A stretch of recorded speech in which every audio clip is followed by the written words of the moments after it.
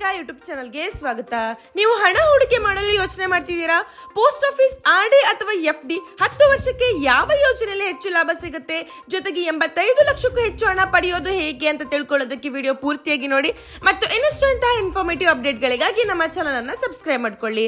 ಹೌದು, ಕಷ್ಟಪಟ್ಟು ಸಂಪಾದಿಸಿದ ಹಣವನ್ನು ಸುರಕ್ಷಿತವಾಗಿ ಹೂಡಿಕೆ ಮಾಡಿ ಉತ್ತಮ ಲಾಭ ಪಡೆಯಲು ಬಯಸುವವರಿಗೆ ಪೋಸ್ಟ್ ಆಫೀಸ್ ಆರ್ಡಿ ಮತ್ತು ಎಫ್ಡಿ ಎರಡು ಉತ್ತಮ ಆಯ್ಕೆಯಾಗಿವೆ. ಮೊದಲಿಗೆ ಎಫ್ಡಿ ಬಗ್ಗೆ ಹೇಳುವುದಾದರೆ, ನಿಮ್ಮ ಬಳಿ 50,000 ಅಥವಾ ಅದಕ್ಕಿಂತ ಹೆಚ್ಚಿನ ಮೊತ್ತ ಒಂದೇ ಬಾರಿ ಇದ್ದರೆ ಪೋಸ್ಟ್ ಆಫೀಸ್ 5 ವರ್ಷದ ಎಫ್ಡಿ ಉತ್ತಮ ಆಯ್ಕೆಯಾಗಿದೆ.